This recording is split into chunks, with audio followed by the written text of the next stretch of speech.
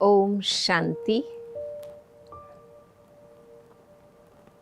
आज़ादी के 75वें वर्ष से हम सब गुजर रहे हैं।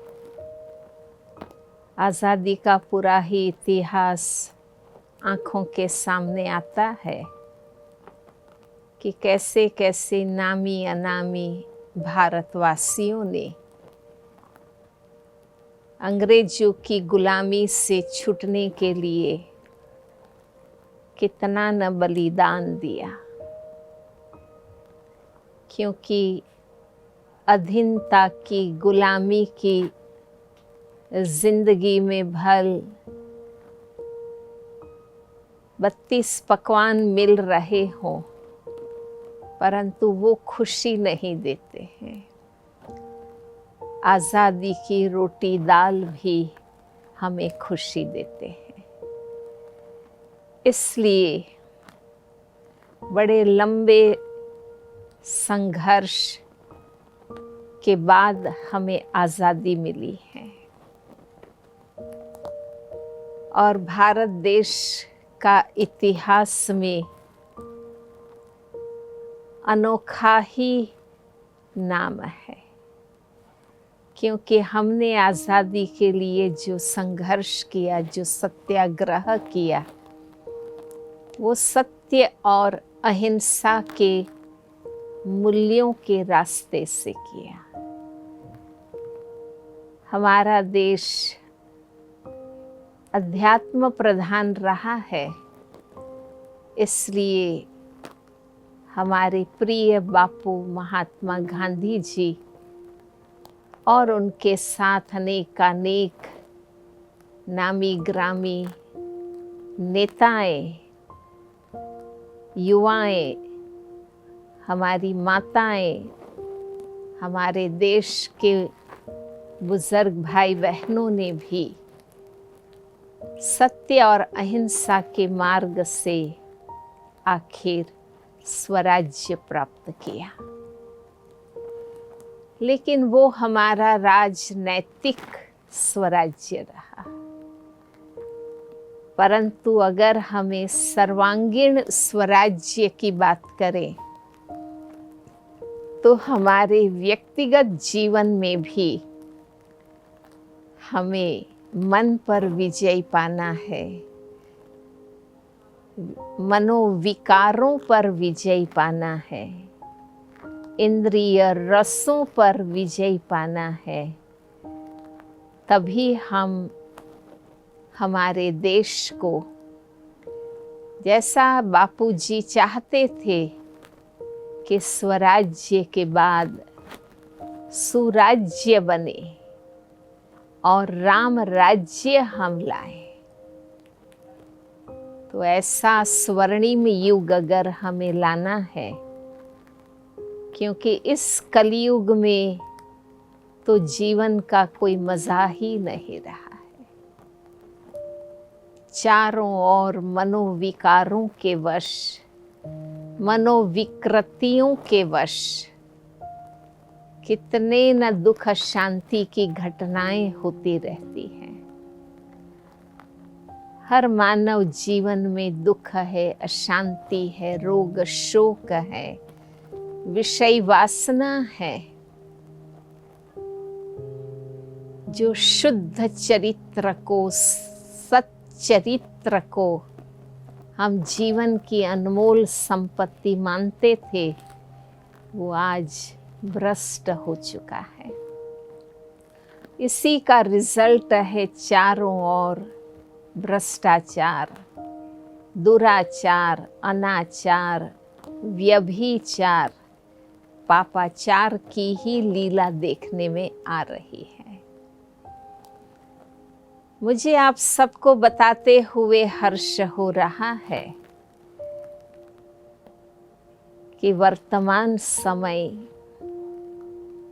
हम सर्वात्माओं के पिता, धर्मात्माओं के भी परम पिता, हमारे राष्ट्रपिता के भी पिता, परम पिता परमात्मा बापू गांधी जी के इच्छा को पूर्ण करने आए हैं और इस कलिकाल से निकालकर वापस सतयुगी दुनिया की स्थापना का कार्य कर रहे हैं। और देखिए, हर कोई अपने जीवन के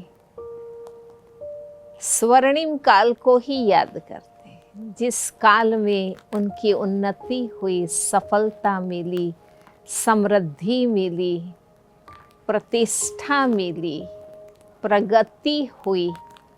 जीवन के उस काल को ही स्वर्णिम काल कहा जाता है, वो गोल्डन एरा कहा जाता है। तो इस संसार का स्वर्णिम युग स्थापन करने स्वयं पिता परमात्मा आए हैं और उसके लिए वो हमारे मानव जीवन को पवित्र और श्रेष्ठ बनाते हैं। ऐसा सतयुगी स्वर्णिम काल हमारे पवित्र जीवन, योग बल और हमारे सत्कर्मों के बल से ही आ सकता है। आज अगर हम अपने जीवन को देखें तो हम इंद्रिय रसों के वश हैं, मनोविकारों के गुलाम बन चुके हैं और उसके कारण जो गलत संस्कार बन गए हैं, आदतें बन गई हैं, उनको बदलने की आवश्यकता है। संसार का खेल प्रकृति और पुरुष का बना हुआ खेल है। अब प्रकृति, पशु, पंछी, तो हम मनुष्य आत्मा को ही फॉलो करते हैं, क्योंकि मनुष्य आत्माएं सर्वश्रेष्ठ बुद्धिशाली प्राणी हैं। इसलिए परमात्मा ने संसार परिवर्तन के लिए कलयुग से स्वर्णिम सतयुग बनाने के लिए हम मनुष्य आत्माओं को परिवर्तन करने की योजना बनाई है और उसके लिए वो हमें सत्य ज्ञान देते हैं, सहज राजयोग सिखाते हैं और पवित्रता के बल से ही हमारे जीवन को हमें बदलना है। आज कोई काम वासना के वश है, कोई क्रोध के वश है, कोई लोभ के वश है, कोई अभिमान के वश है।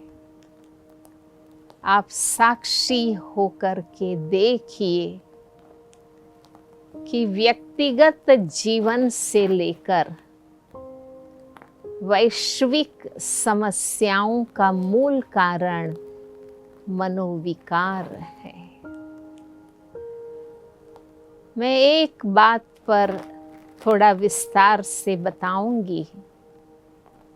काम वासना के वश आज जनसंख्या की कितनी वृद्धि हो गई है।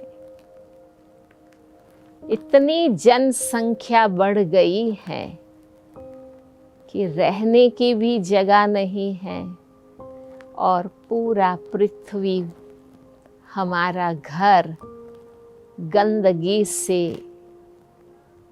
कचरे से भर गया है। प्रकृति के सारे खजाने खाली होते जा रहे हैं।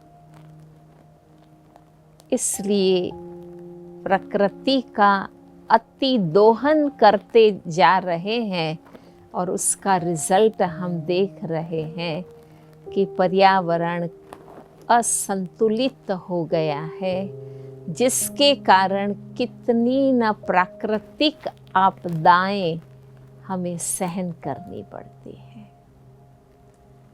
काम वासना के कारण गंदी दृष्टि वृत्ति बन गई है। कहाँ लोग एक दो को ऊंची नजर से देखते थे, आज कितनी गंदी दृष्टि वृत्ति और व्यवहार हो गए हैं। हर आए दिन अपहरण, बलात्कार की घटनाएं होती रहती हैं। हर मन में विकार है। आज कोई भी संबंध सलामत नहीं है। माँ बहनों की खुले आम लाज लुटी जा रही है। इसलिए इस कामुक दृष्टि वृत्ति, दैहिक आकर्षण को अगर हमें भस्म करना है, यौन शोषण हो रहे हैं, बलात्कार से कितनों के जीवन बर्बाद हो जाते हैं। अगर इस काम वासना के गंदी दृष्टि वृत्ति को हमें बदलना है, तो हमें अपने वास्तविक आत्म स्वरूप को जानना जरूरी है। मैं रूट कोज बता रही हूँ कि द्वापर युग में जब हम अपने आत्मिक स्वरूप को भूल गए, खुद को देह समझने लगे, देहभान में आ गए, देह अभिमान में जीवन जीने लगे, जिसके कारण हमारे जीवन में भौतिकता प्रधान बनती गई, दैहिक आकर्षण प्रधान होते गए। इसलिए जब तक हम देहभान को नहीं भूलेंगे, हम अपनी इस दैहिक विषयी दृष्टि वृत्ति को बदल नहीं सकेंगे। तो हमें अपने आत्मिक स्वरूप को जान पहचान कर हमें उनका स्वरूप बनने की जरूरत है। जब तक ये सत्य हम स्वीकार नहीं करते हैं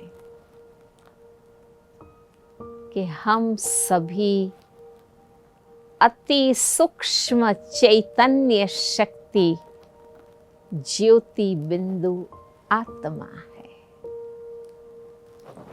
जो देखने में आ रहा है वो हमारा शरीर है, हम शरीर नहीं है। पर जब से इस रॉन्ग आइडेंटिटी में हम आए, हम अपने आप को देह से परिचित करने लगे, दैहिक आकर्षण उत्पन्न हुए। मैं स्त्री हूँ, मैं पुरुष हूँ, इस गलत आइडेंटिटी में हम जीने लगे। सत्य ये है कि शरीर स्त्री है, शरीर पुरुष है। मैं स्त्री नहीं हूँ, मैं पुरुष नहीं हूँ, मैं एक अविनाशी चैतन्य शक्ति हूँ। प्रत्येक व्यक्ति एक आत्मा है। हम सभी आत्माएं एक परमात्मा के बच्चे हैं। आत्मा आत्मा भाई भाई है। क्यों हम भाईचारे की, विश्व बंधुत्व की बातें करते हैं? क्योंकि हमारा ओरिजिनल नाता आत्मा आत्मा भाई भाई का है।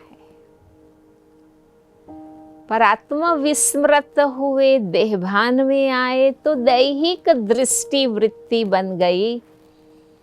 इसलिए शारीरिक रूप से हम सबको देखने लगे, ये स्त्री है, ये पुरुष है, ये काले हैं, ये गोरे हैं।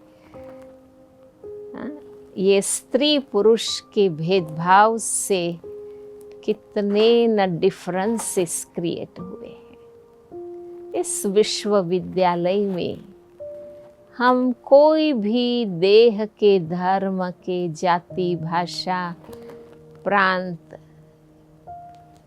कोई भी लिंग, आयु के कोई भी भेदभाव न रख रूहानी दृष्टि से रहते हैं। हमारे जीवन में ब्रह्मचर्य सहज धारण हुआ है और पवित्रता के संबंध और शुद्ध वातावरण और वाइब्रेशंस हम बनाते हैं। मेरा सभी से अनुरोध है, काम महाशत्रु कहा जाता है। काम से ही क्रोध, लोभ ये उत्पन्न होते हैं। इसलिए हमें आत्माभिमानिता की तपस्या करके इस विषय वासना के गंदे संस्कार को खत्म करना है। बहुत शीघ्र पवित्रता के बल से सचरित्रता हम लाएंगे और हम सब मिलकर सुराज्य, स्वर्णिम युग, सतयुग की स्थापना कर सकेंगे। ओम शांति। स्वराज्य से स्वर्णिम भारत।